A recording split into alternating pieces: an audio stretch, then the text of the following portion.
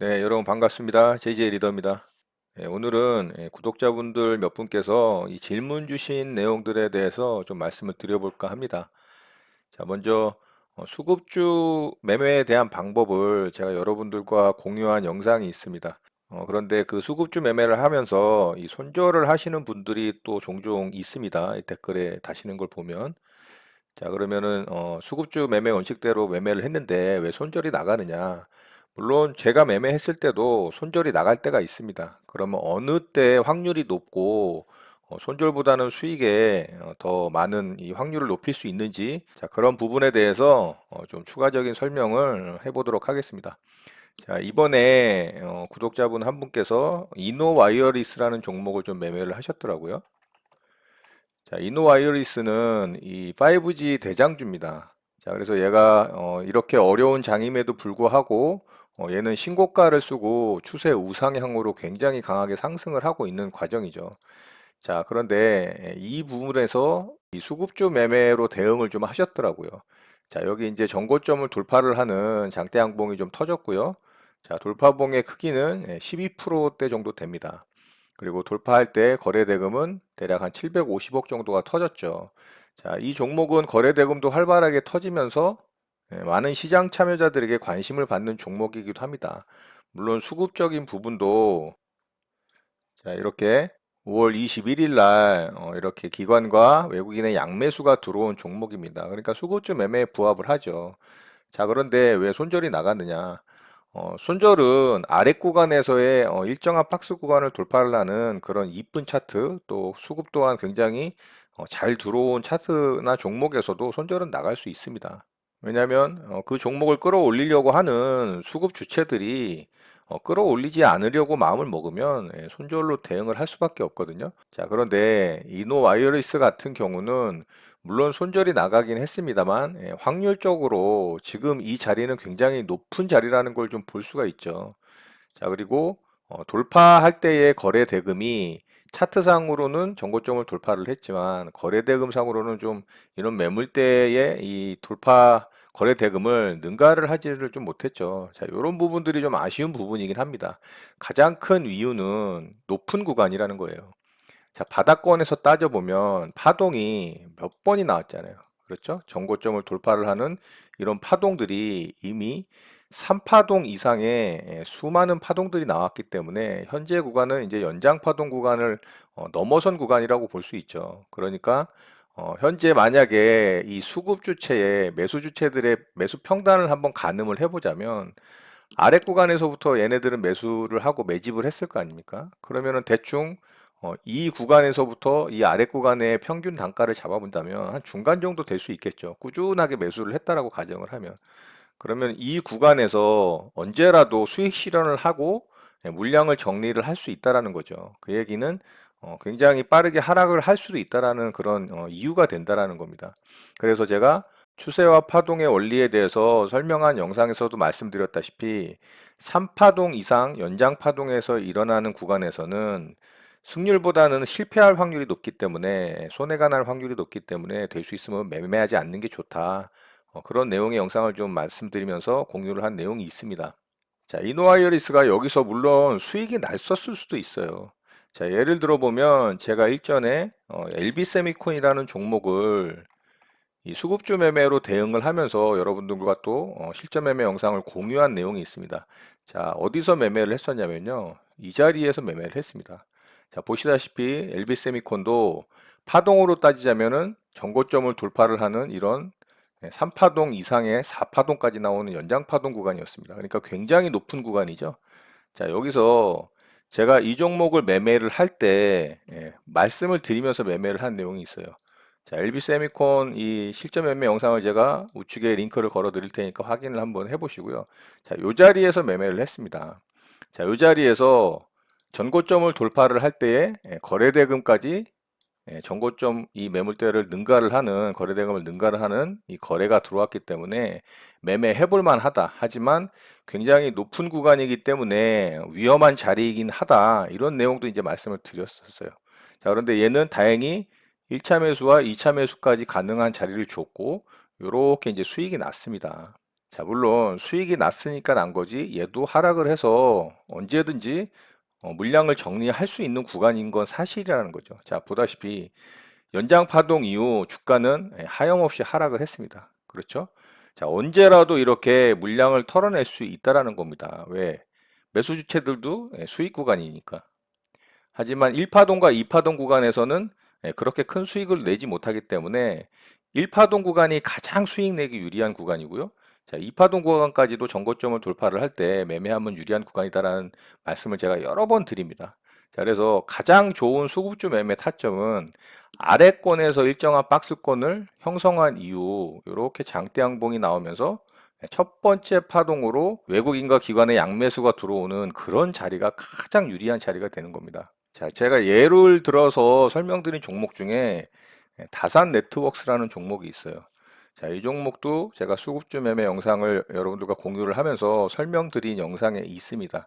자, 보시면 자, 이런 구간이 되겠죠. 자, 여기서 이렇게 긴 기간을 엄청나게 매집을 한 구간을 가져가고 자, 이 다산 네트워크스는 이 자리에서 이 박스권을 돌파를 하는 첫 번째 장대 양봉이 나왔죠. 자, 여기 보이시죠? 이 자리. 자, 이런 자리는 제가 놓치면 안 된다라고 그 영상에서도 이제 설명을 드린 내용이 있을 겁니다. 자, 그리고 얘는 여기서 이렇게 자리를 주고 이렇게 상승이 나왔습니다. 자, 이렇게 아래 구간에서 일정한 박스권을 형성한 이후 그 박스권의 상단부를 저항부를 돌파하는 첫 번째 양봉, 거래대금 이렇게 터지는 첫 번째 양봉이 매수하면은 유리한 자리다. 굉장히 승률이 높다. 수익 낼 확률이 높다라는 겁니다. 자, 그리고 MS 오토텍을 한번 좀 볼까요? 자, MS 오토텍 같은 경우는 아래권에서의 일정한 박스 구간이 아니고 얘는 여기 좀 표시도 돼 있네요. 자, 이렇게 한번 상승을 준 이후에 횡보 기간을 쭉 가져갔죠. 자, 이 기간이 꽤 길어요. 그렇죠? 그러면은 얘는 1차 상승을 한번 주고 횡보를 하면서 또 한번 박스를 만드는 상승 이후에 박스권을 길게 가져간 이후에 돌파가 나오는 케이스입니다. 자, 요렇게. 자, 요런 박스권의 상단부를 깔끔하게 돌파가 나오고 거래대금 또한 전고점을 돌파를 하는 거래를 능가를 하죠. 자, 요런 자리에서 매수를 하면 굉장히 확률이 높아지는 겁니다. 파동이 1파, 2파, 3파동까지 나온 이런 자리, 그 위에 연장파동까지 나오는 자리에서 매수하는 것보다 자, 이런 종목을 찾아서 매매를 하는 게 안전하고 유리하다. 수익 낼 확률도 높아진다. 자, 이렇게 이해하시면 될 것 같아요. 자, 제가 최근에 원이 QNC를 좀 말씀을 드렸었죠. 자, 원이 QNC 같은 경우는 아래권에서 일정한 박스권을 좀 만들긴 했지만 이 박스 구간을 만드는 기간이 짧았어요. 그러니까 매집 구간이 짧다는 얘기예요. 그렇다는 얘기는 매매했을 때 물론 수익이 났었을 수도 있겠지만 수익이 안 났을 가능성도 이제 있다라는 얘기가 되겠죠. 자, 좀 차트를 길게 보면 이 박스 기간이 짧다라는 걸 알 수 있습니다. 자, 얘 같은 경우는 이런 자리를 돌파를 할 때, 자, 요렇게 좀 길게 만들고, 요런 자리를 돌파를 할 때, 요렇게 장대 양봉이 터진다면, 요런 자리가 또 매매하면 굉장히 유리한 자리가 될 수 있다라는 거죠. 자, 이해되시죠? 자, 그렇지만, 좀 짧은 기간이긴 하지만, 거래 대금이 확실하게 터졌죠. 최근에 터진 거래 대금 중에 거의 역대급으로 터졌잖아요. 자, 그렇기 때문에 매매해 볼 만하다라는 제가 말씀을 영상으로 좀 공유를 하면서 제가 실제로도 이제 매수대기를 했었는데 체결이 안 돼서 수익이 안 났다라고 말씀을 드렸고 얘는 이제 어제 자리를 한번 주고 수익을 냈을 수 있는 기회가 있었어요. 이제 분봉상 보시면 이 자리에 이제 타점이 좀 왔었습니다. 그래서 얘가 2일차까지 매매, 어제까지 매매를 했다면 또 수익이 났었을 수도 있는 그런 종목이었다라는 거죠. 또 얘랑 제가 비교 설명을 하면서 에로티 베쿰을 좀 말씀을 드렸었어요. 자, 에로티 베쿰도 아래쪽에서 일정한 박스 구간을 돌파를 하는 자리는 아니었고요. 얘는 더 짧은 한 차례 상승을 준 이후에 윗구간에서 횡보 기간도 짧은 자리를 돌파를 하는 자리였죠. 그런데 얘는 매매 시도를 했다면 또 성공이 됐을 그런 종목이라는 겁니다. 그러니까 제가 지금 말씀드리고 싶은 중요한 요점은 높은 구간, 위험한 구간에서 매매하는 것보다 이렇게 아래쪽에서 안전하게 일정한 박스 구간을 돌파를 하는 확률 높은 구간에서 매매를 하는 게 좋다. 그래야 손실보다는 수익 날 확률이 높다라는 부분에 대해서 말씀을 드리는 겁니다. 자, 이제 이해되셨죠?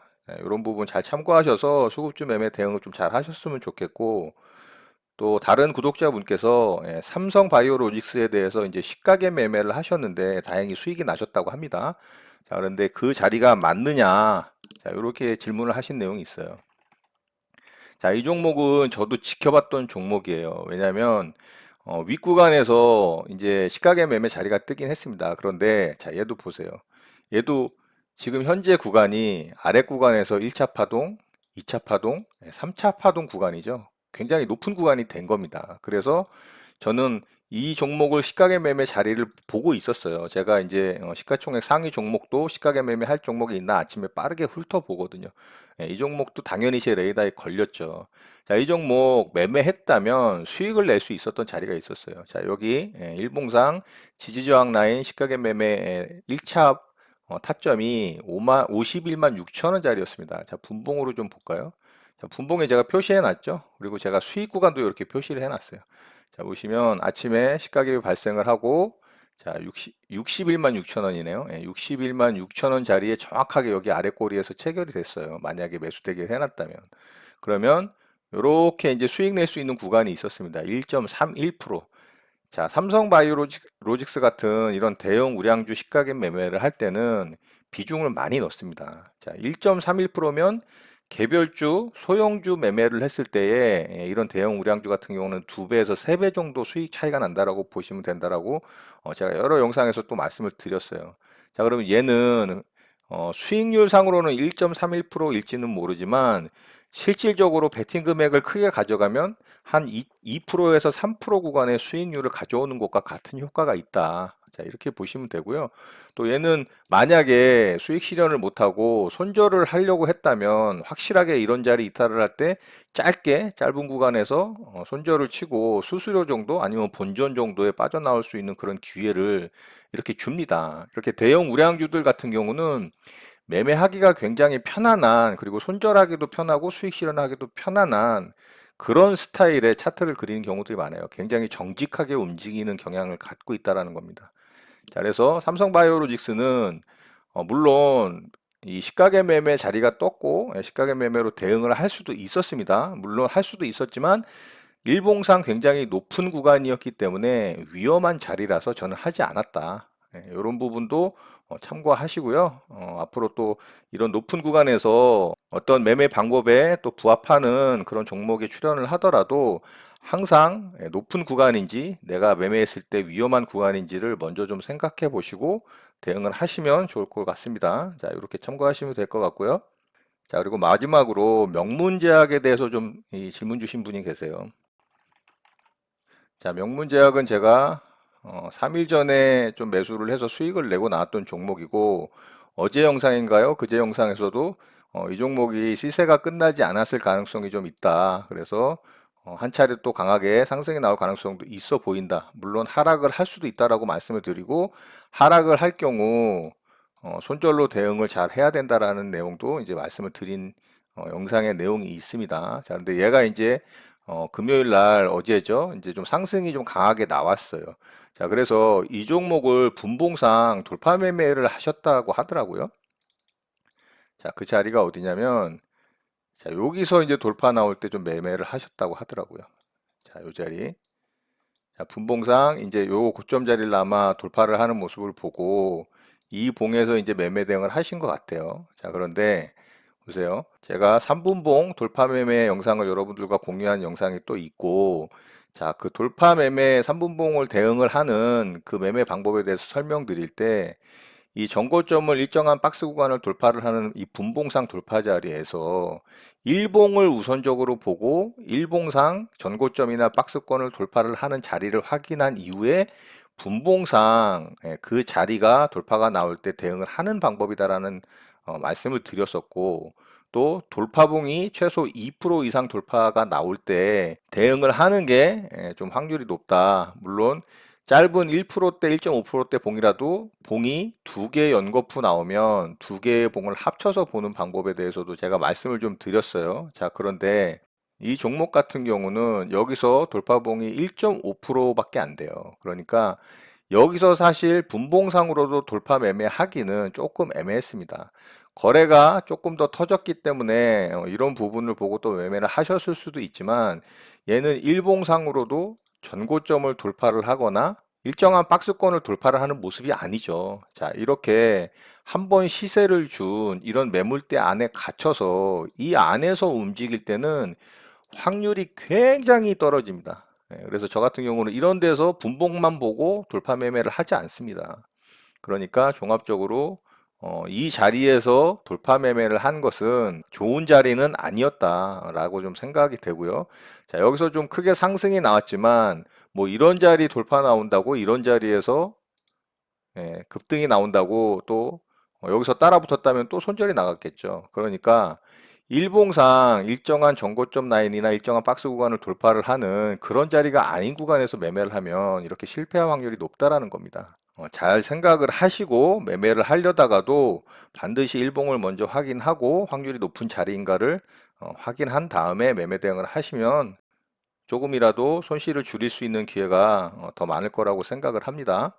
자, 이렇게 해서 오늘 몇 분의 이 구독자분들의 질문에 대해서 좀 설명을 드려봤고요. 말씀드린 내용이 또 여러분들 매매에 많은 도움이 되셨으면 좋겠습니다. 자, 오늘 내용은 이렇게 마치도록 하겠습니다. 감사합니다. 제이제이 리더였습니다.